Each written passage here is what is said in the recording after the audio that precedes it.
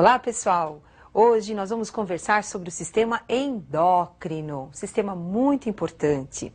Esse sistema é formado por tecidos e por órgãos que secretam substâncias que são chamadas de hormônios. E essas substâncias, elas acabam interferindo no metabolismo, no funcionamento do nosso organismo. E são sobre essas glândulas que nós vamos iniciar a nossa aula, mostrando aonde que ficam localizadas as principais glândulas do corpo humano. Então, observem, por favor, as nossas glândulas endócrinas. Então, nós temos a hipotálamo, uma glândula importante que ajuda no controle da hipófise. E a hipófise que vai controlar as diversas glândulas que nós temos aí no nosso organismo. A hipófise é dividida em duas partes. A adenihipófise, que secreta os hormônios, e a neurohipófise, que recebe os hormônios do hipotálamo, mandando então as informações para os outros órgãos. Em seguida, vocês estão observando aí a tireoide. Essa glândula é muito importante porque controla o metabolismo do nosso organismo. Ela produz as tiroxinas T3 e T4. Em seguida, vocês estão observando a paratireoide. Essas glândulas menores, elas controlam a taxa de cálcio na corrente sanguínea. Tanto a paratireoide como a tireoide, elas são controladas pela hipófise. Então, na verdade, o hormônio produzido na hipófise, ele vai através da corrente sanguínea até a tireoide, até a paratireoide. E em seguida, nós vamos ter o funcionamento dessa glândula, a inibição da produção dos seus hormônios ou o estímulo da produção dos seus hormônios. Agora vamos observar as outras glândulas que nós temos no nosso organismo. Então nós temos o timo, glândula que ajuda na produção das células sanguíneas, células de defesa. Os nossos linfócitos são produzidos nessa glândula. A adrenal, encontrada acima dos rins. Essa glândula produz os hormônios que controlam também as características sexuais. Nós temos o pâncreas, uma glândula que produz a insulina, o glucagon, que ajuda no controle da taxa de glicose no sangue. E as glândulas femininas, nós temos aí os ovários. E as glândulas masculinas, nós temos aí o testículo. Essas diversas glândulas que nós mostramos, elas controlam, como eu já citei, muitas atividades que nós temos no nosso organismo. Doenças, como por exemplo a diabetes, é controlado pelo mau funcionamento da glândula, como no caso o pâncreas. Agora, como é que ocorre esse controle das glândulas? Existe um sistema de retroalimentação, que nós chamamos também de feedback. Uma glândula estimula uma outra glândula, um outro órgão, uma outra parte do nosso organismo.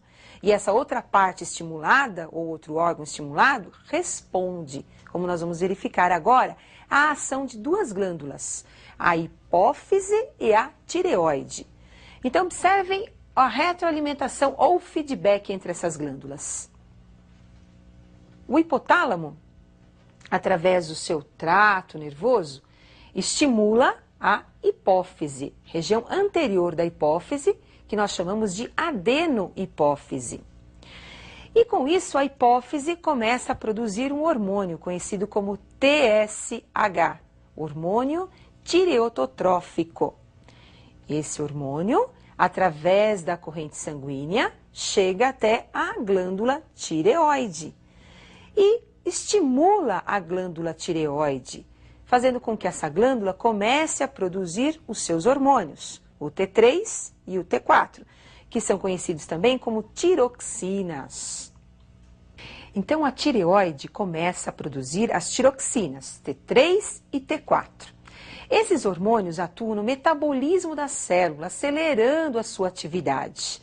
E em seguida nós teremos a resposta da tireoide em relação à hipófise, inibindo a produção da hipófise. Essa resposta é o que nós chamamos de feedback ou retroalimentação.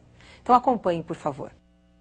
Os hormônios tireoidianos, o T3 e o T4, como a sua taxa foi aumentada na corrente sanguínea, devido ao estímulo da hipófise em relação à tireoide, eles agora inibem o hipotálamo. inibem o hipotálamo para que esse também venha inibir a hipófise, diminuindo a produção do TSH. E com isso, nós teremos uma diminuição da produção dos seus hormônios tireoidianos, que é o T3 e o T4. Então, como nós acabamos de observar, a tireoide só começa a produzir os seus hormônios a partir do estímulo da hipófise. Quando a tireoide aumenta a taxa dos seus hormônios na corrente sanguínea, ao mesmo tempo a hipófise é inibida pelo sistema nervoso, diminuindo a produção dos seus hormônios, diminuindo então a sua ação em relação à tireoide, que também diminui a produção dos seus hormônios. Então, esse conjunto de atividades das glândulas é o que nós chamamos então de retroalimentação do sistema endócrino. Agora, um outro processo importante, conhecido como ciclo menstrual, também é controlado por vários hormônios. Entre eles, nós temos os hormônios da hipófise e os hormônios ovarianos. E é sobre esse ciclo menstrual que nós vamos conversar agora. Então, observem os principais hormônios envolvidos no ciclo menstrual. Então, os hormônios da hipófise, nós temos o FSH, que é o hormônio folículo estimulante, e o LH, que é o hormônio luteinizante. Os hormônios do ovário, nós temos o estrógeno e a progesterona. O ciclo menstrual, normalmente, ele tem a duração de 28 dias. Durante esses 28 dias, ocorrem alterações nos ovários e no útero da mulher. Essas alterações são controladas por aqueles 4 hormônios que eu citei para vocês. Então, na verdade, o ciclo menstrual ele é dividido em 2 fases. A primeira fase, que é uma fase germinativa, e a segunda fase, que é uma fase secretória, uma fase de secreção dos hormônios, onde existe a preparação do útero para abrigar o embrião se ocorrer uma gravidez. Então, vamos conversar um pouquinho sobre a fase proliferativa do ciclo menstrual. Então, observem agora a ação do FSH, produzido pela hipófise, no ovário. O primeiro dia da menstruação é o primeiro dia do ciclo menstrual. Então, nós vamos ter aí o FSH agindo nas células ovarianas, que são conhecidas como folículos. As mulheres apresentam de 600 mil a 1 milhão de folículos, que começam a passar por um amadurecimento a partir da sua menarca. Em seguida, o folículo começa a se desenvolver e começa a produzir o estrógeno, hormônio que vai inibir o FSH. Então, percebam, a hipófise produz FSH. Um folículo é estimulado, um folículo em relação aos milhares de folículos que nós temos no ovário. E as células foliculares vão amadurecendo e passam a secretar o estrógeno. O estrógeno agora sai do ovário e, através da corrente sanguínea, chega à hipófise e inibe o FSH. Por quê? Porque o FSH estimula os folículos. Se ocorrer uma inibição do FSH, outros folículos não irão passar por um processo de maturação durante o ciclo menstrual. Então, é apenas um folículo que sofre a maturação. Em seguida, nós vamos ter agora a ação de um outro hormônio da hipófise. Observem. A hipófise agora produz o LH. Esse hormônio ajuda no processo de maturação do folículo, ocorrendo então agora a liberação do óvulo. Então, ele estimula a ovulação, a liberação do óvulo. Observem que isso está acontecendo na metade do ciclo. Nós temos um ciclo de 28 dias, então no 14º dia é onde nós vamos ter a eliminação do óvulo, que vai esperar o espermatozoide para ocorrer a fecundação, ou não. Após o 14º dia, o que nós vamos ter no ovário? Após a liberação do óvulo, nós vamos encontrar as células foliculares que restaram, que é chamado de corpo lúteo ou corpo amarelo, que passa a produzir um hormônio conhecido como progesterona. Então, o ciclo menstrual ele tem 28 dias. primeiro dia da menstruação é o primeiro dia do ciclo. Lembrando que na metade do ciclo, 14º dia, é o dia da ovulação. Então, é o dia fértil da mulher.